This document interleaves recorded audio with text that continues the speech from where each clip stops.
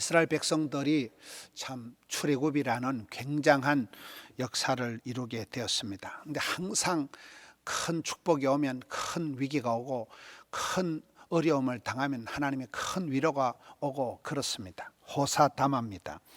이스라엘 백성들이 출애굽을 한 기쁨도 잠시요, 이제 애굽 군대가 추격을 해오는 그런 내용이 오늘 본문입니다. 오늘 본문의 3절에 보면 바로가 말을 하기를, 이스라엘 백성들이 이 땅에서 멀리 떠났고 애굽에서 떠나서 광야에 갇혔다. 꼼짝달싹 못하고 이제 광야의 사막에 딱 갇혔다. 너희들은 이제 죽었다.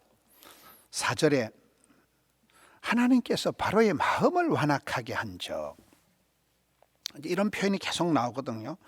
여기 8절에도 보면 여호와께서 애굽 왕 바로의 마음을 완악하게 하셨으므로, 하나님께서 이 사람의 마음을 움직이시는 분이시잖아요. 죄를 짓고 나면 죄로 인해서 마음이 강팍하게 된다, 완악하게 된다, 순 똥꼬집이 세지는 걸 말합니다. 아주 사람이 막 고집불통이 되고 대화 불가능한 사람이 되는, 그래서 이런 사람들은 자충수를 두게 되는 거예요. 여기에 이제 바로의 마음이 완악하게 되었다. 하나님께서 애굽의 바로 왕을 심판하시기 위해서 그렇게 만들어 가시는 거예요. 죽을 깨를 쓰는 거죠. 마음이 완악하게 한적 바로가, 지금 4절을 보고 있습니다. 바로가 그들의 뒤를 따르리니 내가 그와 그의 온 군대로 말미암아 영광을 얻어 애굽 사람들이 나를 여호와인 줄 알게 하리라.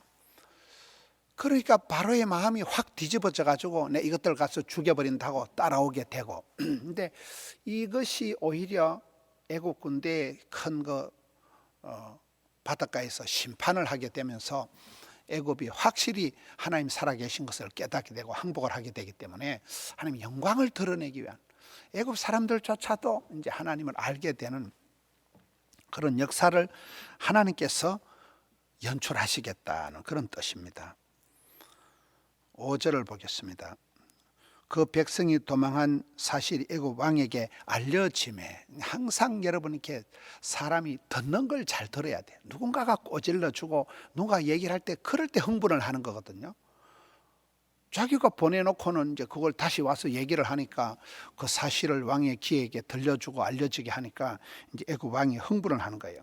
바로와 그의 신하들이 마음이 변하여, 지가 놀래가지고 10가지 재앙을 덮어쓰고 지가 항복을 하고 백성들을 보내놓고는 금세 마음이 변해버린, 마음이 변했다, 마음이 완악하게 됐다, 마음이 변했다.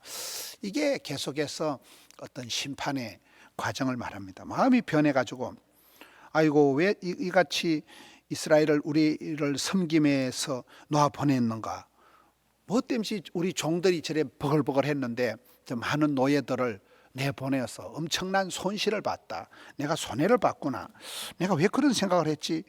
그러고는 6절에 바로가 그 병거를 갖추고 애굽의 모든 병거를 총동원하고 지휘관들이 다 거느렸더라. 이 말씀이 7절 말씀입니다. 애굽의 바로가 모든 병거를 총동원을 내리고 지휘관들이 몽땅 다 지휘를 해서 이제 그래 출동을 좀 하고 있는 겁니다. 지휘관들이 다 거느렸더라가 이게 7절 말씀입니다. 7절 말씀 끝이 이상하게 돼 있네. 거느렸더라가 7절 말씀인데, 8절에 여호와께서 애굽 왕 바로의 마음을 완악하게 하셨으므로, 또 이런 말씀이 나오잖아요. 점점 이렇게 겸손하고 마음이 이렇게 회개를 해야 살아나는데 점점 못되게 까칠하게 고집불통이 되어지면 이제 죽을 깨를 쓰는 거잖아요. 마음이 완악하게 하셨으므로 그가 이스라엘 자손의 뒤를 따라서 이스라엘 자손에 담대히 나갔습니다.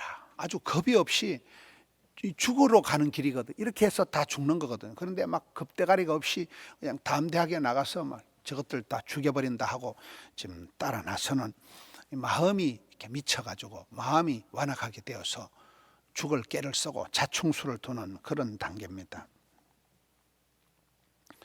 10절 말씀을 보겠습니다. 바로가 가까이 오지요. 또 이스라엘 자손이 눈을 들어 보지요. 애굽 사람들이 자기들 뒤에 바짝 도착을 했지요. 이스라엘 자손이 심히 두려워하여 여호와께 부르짖고 똥줄이 땡기는 거예요. 눈에 보고 소리가 들리고 애국 군대가 따라오고 앞에는 홍해가 가로막고 있고 지금 막 옴짝달싹을 못하는 똥줄이 땡기는 화급한 그런 상황이 되어서 하나님께 부르짖는다 이렇게 나오고 있습니다. 이런 우리가 구약의 성경을 보면 사사시대나 언제나 이스라엘 백성들이 기도를 하지 않아요. 하나님을 찾지 않아요. 그런데 죽을 지경이 되고 막 똥줄이 땡기고 그럴 때는 할 수 없이 주여 살려주옵소서 부르짖으면, 여러분 이스라엘 백성들에게 부르짖는다는 것은 심지어 그들이 범죄해서 심판을 당할 때든지 그들이 잘못해서 그렇든지 어쨌든 하나님 앞에 부르짖는 그 자체가 중요한 거예요. 자기들이 잘못해서 부르짖던 심판을 당해서 부르짖던 간에 하나님 앞에 부르짖으면 하나님은 항상 불쌍히 여겨주시고 응답해 주시고 그 기도를 들으시고 개입을 하시는 거거든요. 너는 여호와께 부르짖어라. 그러면 크고 비밀한 일을 보여주겠다. 예레미야 33장 3절. 사사시에도 부르짖으면 하나님 응답하시는 거예요. 이스라엘 백성들이 금방 불평을 하고 하다가 또 금방 부르짖는 거예요. 이게 이제 이스라엘의 살 길입니다. 그러면서도 11절에 보면 그들이 원망을 합니다. 모세에게 애굽에 무덤이 없어서 우리를 여기까지 끄집고 왔냐, 어찌하여 우리를 이렇게 여기까지 끄집고 와서 생고생을 시키느냐. 보통 지혜롭지 못한 사람들의 특징이 어려울 때 남들을 원망을 하고 희생양을 찾는 거죠.